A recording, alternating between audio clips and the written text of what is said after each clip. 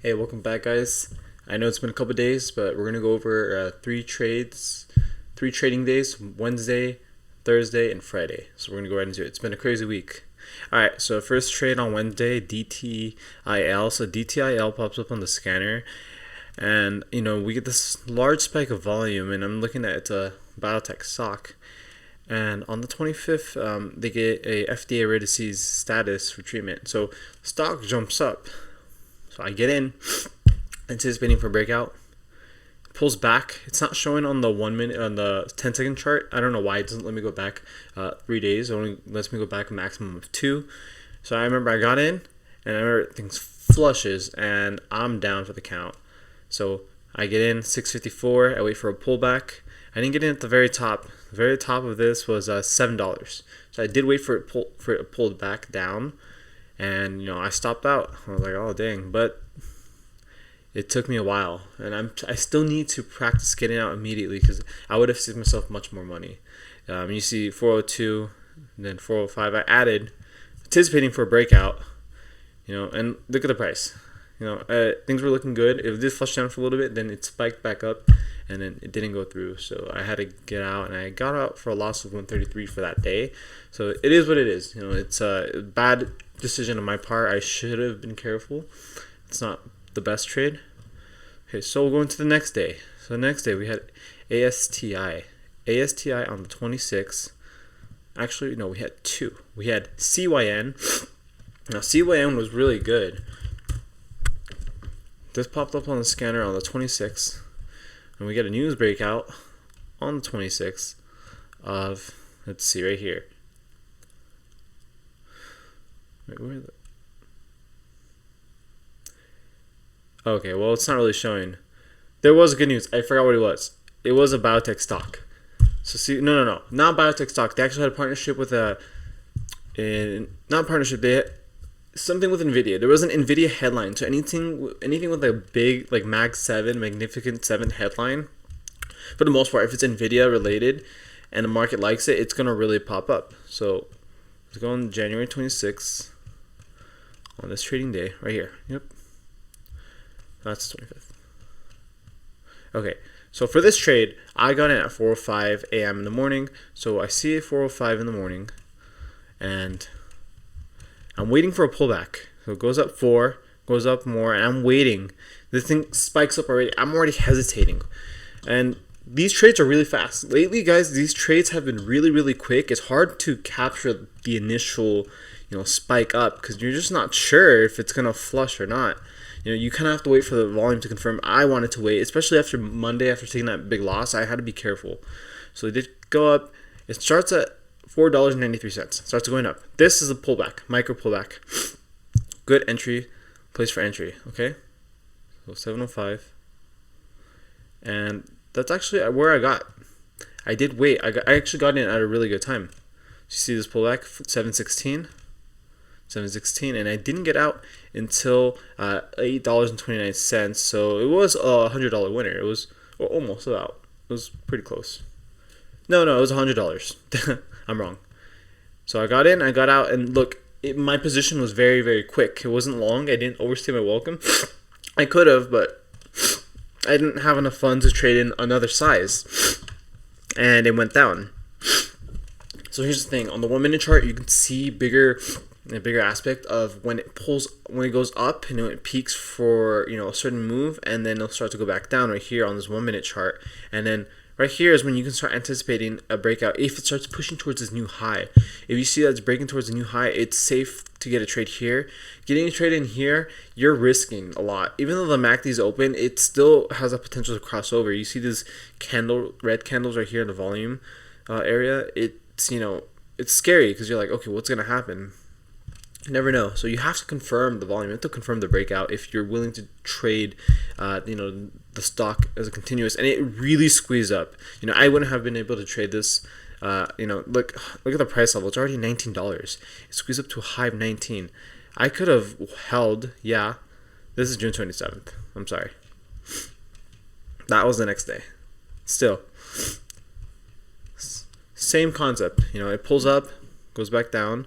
You kind of have to wait till it breaks a new high for it to push new heights. If not, you're risking a lot.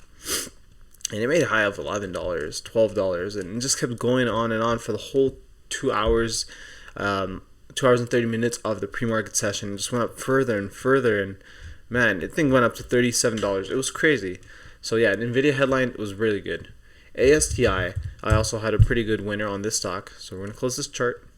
We're gonna go to ASTI. I got it for $4.10, and I got it for $4.55 or $4.45. Pretty easy. There was also, this one was Solar Technologies, so tech stock.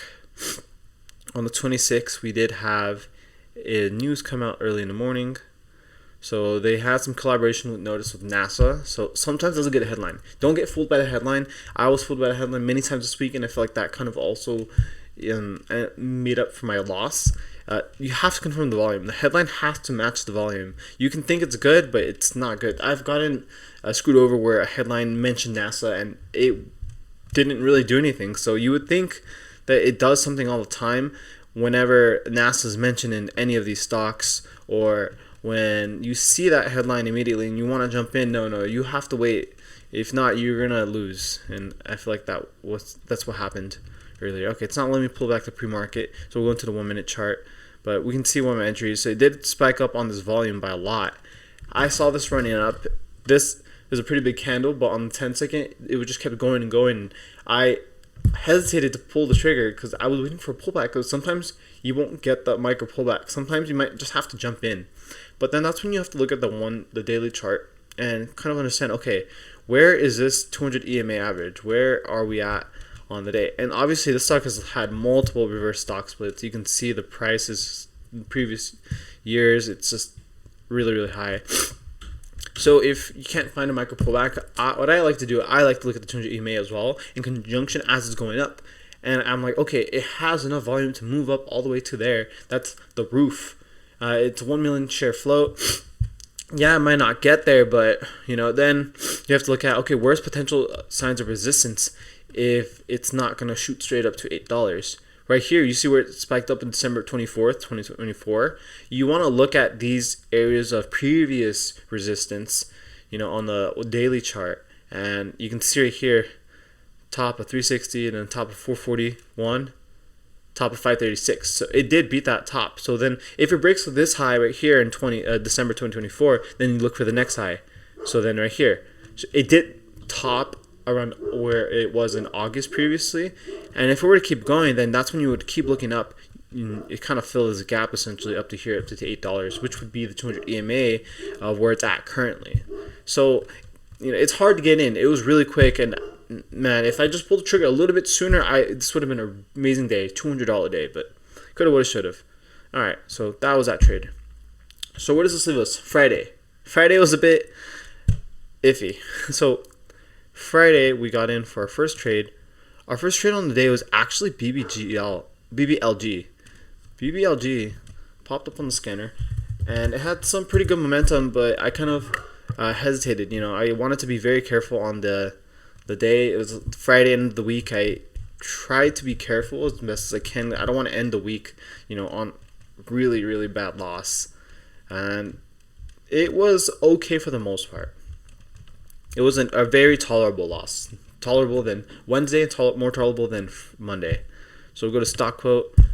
So, okay, what happened? So we check this, and it is a breakthrough of bone regeneration technology. I don't know what that means. I don't think that was good news. I mean, you have to look into it, and it's a patent application. So they're going to file a patent, so this is going to be theirs. No one's going to be able to take it. So, yeah, that can be good news. Like I said before, you're not going to have time to react to all this quickly. Like, there's no way you're going to take all this information in less than 10 seconds, less than a minute. Things are already moving. If you're too slow, you're going to miss the move, and it did pull back after about 6 minutes right here. So even if you miss the first initial move, you can wait for signs of pullback. And I know it's hard to do because you want to jump in and make money right now, but it's a discipline thing that you have to kind of just get used to. So BBLG, so where did I get in? I got in pretty early at $8.45. So it popped up. I mean, it was already extended. I was already hesitating. I was like, damn, this starts going up 10 seconds. You see how big these candles are? From 4 to 5, then 5 to 7, then 7 to almost $9. and I didn't take my first trade until after the first minute. So that wasn't really the best, I think, to do. I did try to get in on a red candle right here, and then it pulled back up. And honestly, I sold out of fear. I could have made more. I really sold out of fear. My position was not that long. It was less than about 30 seconds. And had I just held a little bit longer, it would have been a little bit bigger winner. So that's another thing too. You have troubles when you holding winners longer, especially when you've gone through previous losing, because you just want to get enough profit where you're like, okay, I don't want to lose. And that's where you start limiting yourself. And from there, it just starts to spiral a little bit. And you just start shorting yourself out of these winners. But then you do the inverse, and then with the losers, you end up losing the longest. So it's a hard concept to grasp. You want to do the opposite. You want to be able to hold your winners longer and obviously cut your losses faster than you can, think, because it's hard, So this was $500,000 stock, a $500,000 float stock, and this was really good. It's going to move quicker. This came up on the radar on the stock scanner out of nowhere. I didn't really expect it, and you could see the floor was 1186. So as we can see in the 1 minute, we'll go to the 10 seconds actually. 1183, that was the top. 1186 was the 200 EMA, and look, from there it just started unwinding, did not go back. So that's why I like the 200 EMA. You get to see, okay, where you're going to hit the most resistance, and if it breaks with that, then it's going to be blue sky setup. It could be anything. It can go up to anywhere, I guess, but nope, that was the resistance level. Okay, so BBLG, good first trade. Then here's where I had the issue. HCWB. So on Charles Schwab, even though it does not allow you to trade unlimited without $25,000 in your account, it does something weird. Charles Schwab, they allow you to trade unlimited for a day, but if you do that, they're going to get an account restriction violation. And it's just going to say, oh, you can only trade on settled funds, so we're going to restrict your trading for the next trading day for 90 days. So I don't know why they do that, because it's odd, because you're not supposed to. I mean, they don't allow you to overtrade unless you have $25,000 in the account regardless. And, I didn't think I had enough funds anyways. So I wanted to see if I can get into the stock, and I didn't. I thought I was going to have enough to get in. And then I was like, oh, okay, wait. I just used up most of my funds. So the previous BBLG, when I did the math, I was like, okay, on my account, I'm not going to have enough to take a trade. I tried to take a trade, and then I didn't get filled, and it just kind of stayed there. And I was like, okay, well, I don't think I was going to have enough. And while it was like the order was pending, I was doing all the math calculation. I was like, oh, okay, I don't think I have enough to take this trade regardless. And then next thing I know, I hear the chime for the order to go through, and I'm like, well, what just happened? And then it flushes, and then I'm out. So I'm down already $90. I got filled in really high. I couldn't get in where I initially wanted to get in on this spike, and my orders are sitting there, and then I end up getting filled right here at the top, and then I stop out, $91. I'm like, oh shit. So apparently Charles Schwab does that weird thing. I don't know. I ended up taking advantage of it for the rest of the day, for the rest of the morning. So I was like, okay, well, I just lost money. I made money, lost money. I was like, this is not good. I can't do this. And I was already a bit emotionally hijacked, but I had to just be calm. I had my bear with me. So I was like, all right, let's look for the next stock. Let's wait for the next stock on the scanner. So we got AMIX. AMIX, this one was really, really choppy. I was already emotionally hijacked, so this was not the best decision. When I took the trade, I was like, okay, this might not be really good. And what I mean by choppy, you're going to see right now. This is just very, very ugly. It was not a good chart. I mean, look at this. Why did I trade this? I saw the float, but what was I thinking? So AMX pops up on the scanner. We have right here not expected earnings. They get grants approval. No, this is June 5th. Sorry. New U.S. patent. Okay. I saw this and I was like, wait, this is like that previous one with the patent, with the bone technologies, BBLG. So I was like, okay, same concept, right? You would think just because they have the same concept of patent news, you think it would go up, but no. This was very, very choppy. I was already in full size. So my first initial trade was 5 a.m. right on the hour. I see it pop up, and I'm adding, and it drops. I'm adding, thinking that's gonna go up, and it does go up. But my trade was not very clean. This was not a very clean move. I really didn't get much profit. It was $38. It's profit. I'll take it. It did less than my previous loss, so I'll go ahead and take it. But look how choppy this chart. This is not a chart you want to trade. You can't predict this. The volume is very, very low. Large spikes of volume here, and then just dies off here for a little bit, and then goes up here, and then this topping tails. Horrible chart. And I'm glad I just was able to profit, but this was not the best idea. It looked good at first, but you have to give it some time. You want to confirm that, okay, is this something that's going to take off? Will it really do well? I saw the 200 EMA was $10. So I was like, okay, maybe if in the volume, it's going to go up. But I didn't wait for the volume. You want to wait for confirmation that, okay, this is going to run. This is not going to run. Look at all these topping tails. As soon as you get immediate rejection, as soon as it pops up and you immediately rejects, and really, if it, from the initial part, from where it starts in the morning, and it pops up and you see it already go down more than halfway of its initial price for that open for that day, it's already not going to look good, and just really did a full circle. It kind of went below the opening price for the day. So that's a sign that, okay, this is not going to be a stock. If you get instant rejection, it starts going back down, or starts even going further down from where it was at, don't even trade it. Just get away from it. It's not good.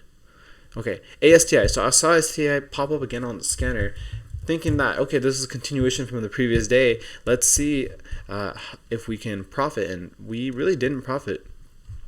We got out for a loss of $38, so that canceled my other win immediately. I only got a couple cents of profit between the two. So why did I take this trade? Well, this is 6 a.m. and maybe I was getting too desperate. I think I was getting way too desperate at that time.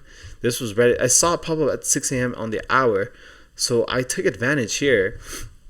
There was no news. I was going based off the yesterday, so this is continuation. I don't normally do continuation, but when I do, it's a bit hit or miss. I need to practice more continuations because sometimes that's all that there's going to be, and I need to learn how to profit from it. Sorry, I'm getting really bad allergies, so when I start tensing up, my allergies are kicking in. So I see this large spike of volume. I'm like, okay, this is good, right? I think that there's gonna be continuation from the previous day. Traders are probably trading it because there wasn't really going on for another hour. So I get in at 270. So a bit of a high. Try to add as it goes down. So you can see add, and then I actually clicked too fast. So I think this week I got way too clicky. I didn't wait to add as it went down, because I was looking for this reversal candle and for it to reverse back up, and it really didn't. And I just gave up. I was like, I need to get out. I held for see, this is the thing. I got in for 5:59 a.m. and I'm holding for already 6-7 minutes. It's bad. So I just kind of gave up at that point. It just didn't really go. And I got out for, almost break even. I could have got out here, and I was just hoping for it to go up based on the volume, but the volume died. You see at the bottom it says 100K, and then it goes to 64, and then 75, and then that to me is like, okay, there's going to be some sort of momentum, right? And then it just dies off. Sometimes these stocks just end up dying off, and I guess at the open it popped up. Yeah. If I had held, but I'm not going to hold for 26 minutes. Yeah, it would have been a win, but would it have been worth it? No, not really. Look at this. You're holding through these dead periods, and you're just sitting there like, holy crap, is this going to go up? Am I done? You don't want to go through that. Just get out. That's the whole strategy. You don't want to stay for too long.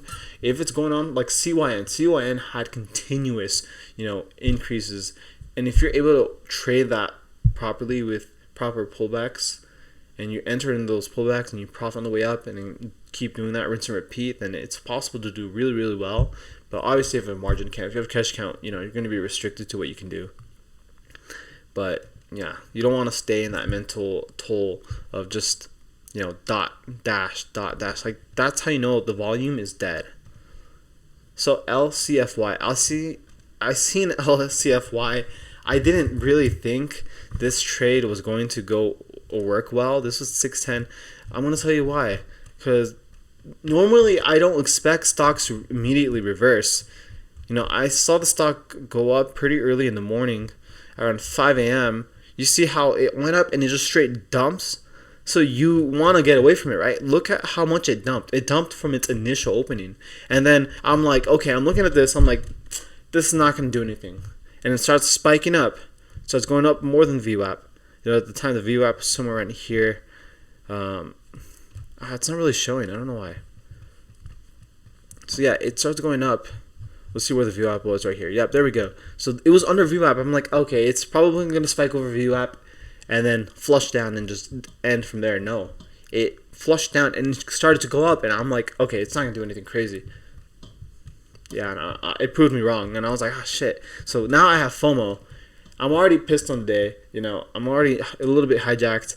So thankfully I did well, but I got in pretty late on this move. I felt like if I got in sooner, it would have been better. And this was already before 6 a.m. I didn't get in until like 30 minutes after.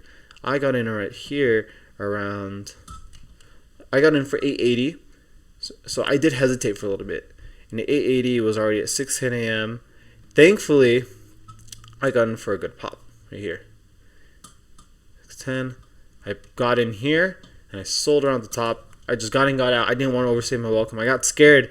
You see, look at how quick I was. It's just very quick. This is not even less. This is like 10 seconds holding.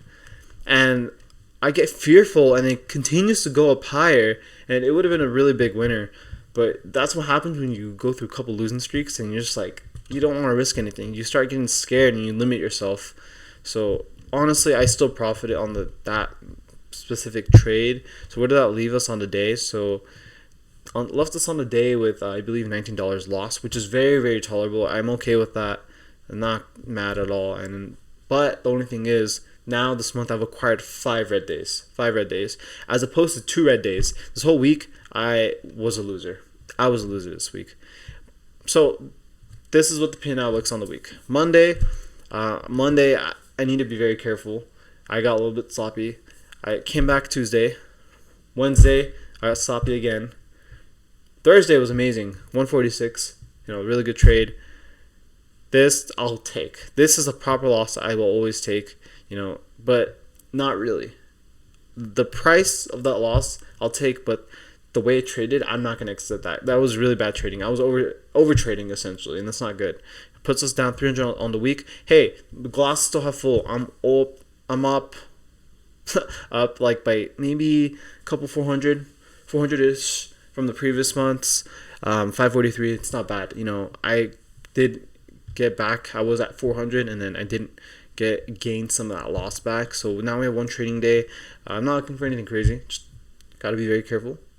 Take my losses. If my loss is very minimal, I gotta take it. But we're not gonna go for a loss. We're gonna go for a win, and we're gonna avoid this. This is scary, but it happens, and you just gotta go through it as a trader and understand where you went wrong. So hopefully you guys enjoyed this episode. I know it's a bit long. I try to keep it short because I don't like listening to someone speak for 20 minutes, but hopefully this was very insightful for you guys.